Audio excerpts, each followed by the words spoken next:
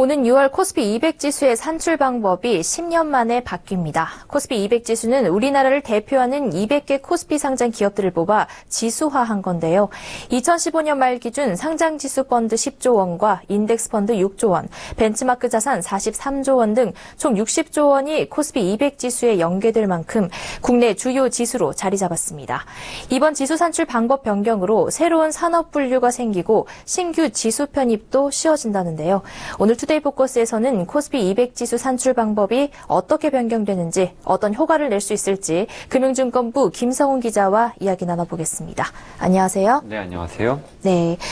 코스피 200 지수 산출 방법이 10년 만에 변경된다는데요. 가장 큰 변화는 어떤 게 있을까요? 네, 한국거래소는 코스피 200 지수의 산출 방법을 개선해 오는 6월 9일부터 적용하기로 했습니다. 코스피 200 지수의 시장 대표성과 상품성을 높이기 위해 구체적인 산업별 현황을 반영하기 어렵고 다소 비효율적이었던 기존의 지수 산출법을 고치기로 한 겁니다.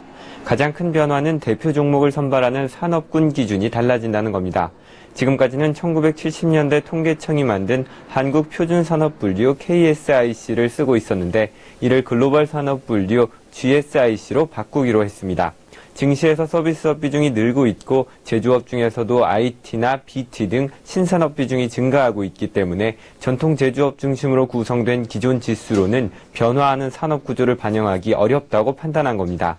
따라서 KSIC에 따라 8개로 분류됐던 기존 산업군을 GSIC에 따라 IT와 에너지, 헬스케어가 포함된 9개 산업군으로 개편할 방침입니다. 네, 이번 개선으로 코스피 200 지수가 더 유연해지고 젊어질 것 같은데요.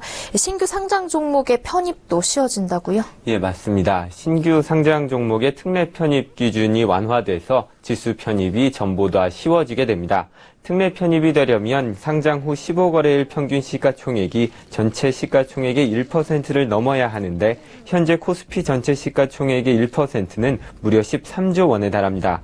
거래소는 이처럼 과도한 특례 편입 기준을 완화해 신규 상장 종목의 상장 후 15거래일간 시가총액이 전체 보통주 종목 중 50위 안에 들면 특례 편입이 가능하도록 했습니다. 업계는 그동안 대형 공모주들의 코스피 200 지수 편입 시점이 늦어져 시장 흐름을 제대로 반영하지 못한다고 지적해왔습니다.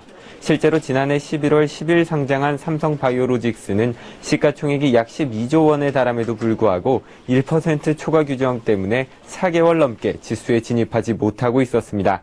하지만 이번 개선으로 산업군별로 시장 대표성이 큰 종목의 편입이 늘고 산업군 분포도 실제 시장 환경과 유사해져서 지수의 대표성이 높아질 것으로 기대됩니다. 개선된 특례 편입안의 첫 수혜 기업은 오는 5월 상장하는 넷마블 게임즈가 될 것으로 보입니다. 편입 시기는 정기지수 변경일인 6월 9일이 유력합니다. 네, 신규 상장 종목뿐 아니라 기존 상장사들의 지수 편입도 쉬워진다는 건데 이 편입 요건이 어떻게 완화되는 건가요? 예, 코스피 200 지수의 기존 종목 심사 기준 중 특히 많은 지적을 받았던 것이 시가총액 기준 70% 룰입니다. 70% 룰이란 기존 상장사를 코스피 200 지수에 편입시킬 때 산업군별 누적 시가총액의 상위 70% 종목만을 편입시킨다는 것인데 이 요건으로 인해서 신규 편입 최소 시가총액 기준은 8천억 원에 달했습니다. 이 때문에 지금까지는 비제조업 구성 종목 72개 가운데 41개 종목, 제조업의 경우 128개 종목 중 22개 종목만이 해당 기준을 충족했지만 이번 개선안을 통해 80%로 확대해 신규 편입 요건을 낮췄습니다. 기준 개선 이후 신규 편입 가능성이 높은 기존 상장사로는 페노션, GS건설, LIG 넥스원, 동서, CJCGV, 이노션, 녹십자홀딩스 등이 있습니다. 코스피 200 지수에 포함된 회사가 기업 분할로 나뉘었다가 신규 법인으로 재상장할 때의 편입 요건도 기존에는 시가총액 100위 이내였지만 160위 이내로 완화됩니다. 네, 코스피 200 지수의 문턱이 신규나 기존 종목 모두 크게 낮아진 모습인데요. 이 밖에 또 다른 변화는 없을까요? 예, 있습니다. 전에는 구성 종목 수가 200개에 미치지 못할 경우에 해당 산업군 내에서만 선정해서 추가로 종목을 채웠는데요. 앞으로는 이 해당 산업군의 구별이 없이 시가총액만을 기준으로 산정할 방침입니다.